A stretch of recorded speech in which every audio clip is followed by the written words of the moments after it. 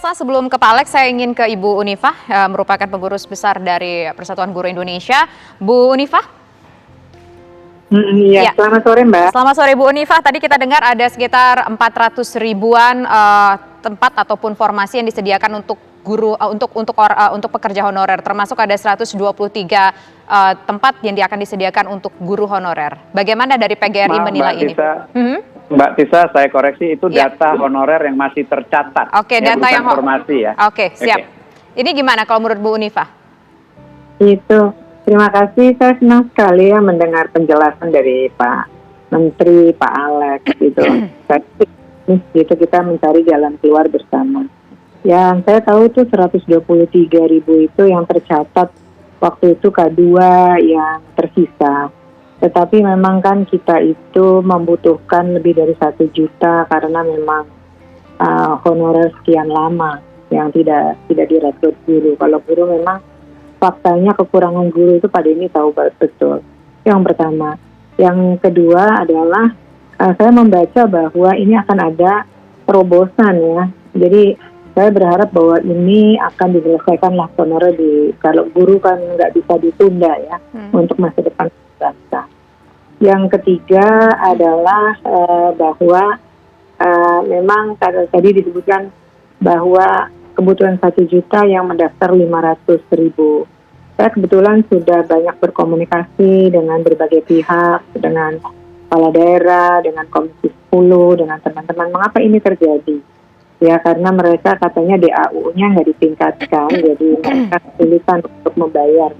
Kalau ternyata tidak ada alokasi khusus di dalam hal penggajian. Jadi problem-problem itulah Pak Dini lah yang tahu. Yang pasti begini, bahwa kalau memang 1 juta dan 2023 dan kebutuhan guru itu 1 juta sekian, diutamakan mereka yang jadi bukan hanya yang berusia tetapi juga yang memiliki pengalaman, karena ada juga Pak yang usianya 35 tahun baru ngajar 2 tahun gitu kan karena pindah dari satu tempat.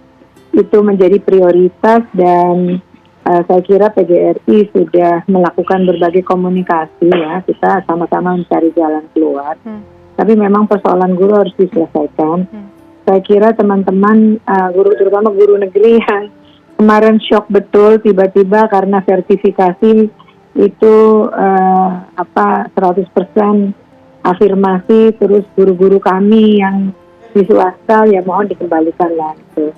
Dan selanjutnya direkrut dengan kualitas dan pengabdian. Itu kita sangat berharap dan terutama menghargai yang mereka yang pengabdian yang lama dan juga di daerah 3T ya Pak Deni. Jadi mohon DAU-nya ditambah gitu supaya nggak ada alasan untuk tidak didaftarkan semua. Terus formasinya ya sesuai kebutuhan. Kemudian juga memperhatikan kondisi honorer sekolah negeri yang sudah mengabdi lama gitu. Jadi saya juga ingin sekali dialog dengan Pak Deni off air karena dulu kita sebelum pandemi sering berdialog dengan Pak Menpan. Pak Menpan sebelumnya, Pak Cahyo juga orangnya sangat baik ya. Itu untuk menyelesaikan beberapa hal. Jadi kalau kita mau menguji sebenarnya adalah 2 hal syaratnya adalah memberikan kesempatan bahwa dengan model sekarang bahwa pendidikan itu adalah terbuka, akses belajar itu di mana saja, maka dedikasi dan komitmen itu yang paling mahal. Kemudian yang berikutnya adalah perhatian kepada daerah 3T. Jadi saya harap untuk pendidikan dapat diselesaikan. Kalau nanti sampai 2023 ada terobosan untuk memenuhi kawan-kawan guru yang sudah mengabdi lama ya. Pak Deni boleh kita ngobrol nanti. Baik.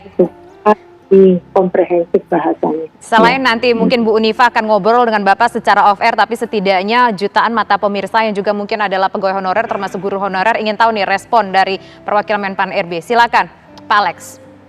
Iya, terima kasih Bu. Memang valid yang disampaikan oleh Bu Unifah. Pertama, Pemda mengusulkan, jadi regulasi kita memang kan selama ini yang mengusulkan formasi itu Pemda, karena guru-guru SMA, SMP, SD itu kan di bawah Pemda. Nah, Pemda mengusulkan sesuai dengan DAU-nya. Tahun ini kita sudah sepakat untuk memberikan ruang kepada Kemdikbudristek untuk ikut menentukan formasi. Jadi formasi secara nasional, helikopter view-nya kan sebetulnya Mas Menteri Nadiem sudah tahu, saya butuh 1 juta gitu. Tetapi karena anggaran di Pemda dianggap tidak cukup, akhirnya hanya separuh yang diusulkan.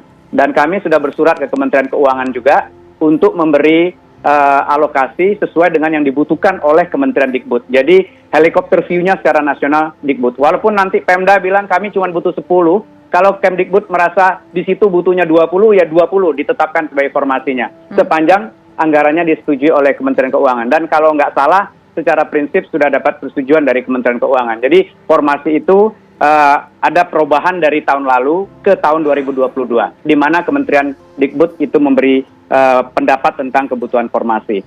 Nah, kedua mengenai seleksinya barangkali, ya kami pendapat sekali Ibu, kawan-kawan guru, Bapak Ibu guru yang sudah mengabdi sekian lama di sekolah, apalagi daerah-daerah terpencil, itu harusnya kita berikan proses yang berbeda begitu. Ini juga sedang kami godok. Karena kalau prosesnya kita lakukan secara rekrutmen yang normatif, dengan setiap tahun kita menurunkan passing grade, ternyata tidak menyelesaikan masalah. Yang ada adalah kualitas guru kita nanti secara nasional turun, karena passing grade-nya kita turunin terus. Jadi kami sedang melihat kemungkinan proses untuk kawan-kawan guru honorer ini yang berbeda dengan rekrutmen baru. Karena di korporasi biasa itu, orang yang direkrut baru dengan orang yang sudah magang, ya prosesnya barangkali bisa kita bedakan gitu. Nah, kami sedang lihat payung hukumnya untuk melakukan perubahan-perubahan dalam proses seleksinya. Karena memang kalau solusinya hanya dengan menurunkan passing grade dan berharap mereka itu lulus, ternyata selama sekian tahun solusi itu tidak berhasil kita penuhi begitu. Nah, itu terkait dengan guru. Guru adalah pelayanan dasar, prioritas pemerintah peningkatan SDM. Kami mencurahkan fokus kami untuk mencoba menyelesaikan persoalan ini. Termasuk tenaga kesehatan, karena saat ini kita sedang berada dalam pandemi yang kita belum tahu usainya kapan. Tetapi saya juga tidak mau PHP kepada teman-teman yang pekerjaannya bersifat administratif. Ya, ini juga harus didengar oleh masyarakat umum bahwa betul kita sudah bekerja lama begitu, tetapi ini masih ada waktu nih 2 tahun untuk mencoba meningkatkan keahlian kita, kemampuan kita yang lain. Saya yakin ya kalau ada niat belajar, insya Allah jalannya ada begitu. Kami pernah punya pengalaman di korporasi untuk melakukan upskilling atau reskilling kepada kawan-kawan yang dianggap ya tidak punya harapan, ternyata mereka mempelajari sesuatu yang baru dan skillnya kemudian bisa dimanfaatkan untuk pekerjaan yang lebih bernilai tambah. Tidak harus di perusahaan yang sama, tidak harus menjadi ASN, tetapi yang paling penting adalah kita meningkatkan taraf hidup teman-teman karena kemampuannya meningkat dari Pak waktu Alex, ke waktu. Singkat saja Pak Alex, kalau administratif tadi kita mendengar curahan hati dari mereka yang merupakan tenaga honorer administratif tadi itu, usianya macam-macam Pak Alex, ada yang 41, ada yang usia 45. Apakah ini juga akan ada pengecualian untuk mereka yang honorer saat ini bekerja di bidang administratif? Iya, sekarang ini kita lagi mengkaji serius ya.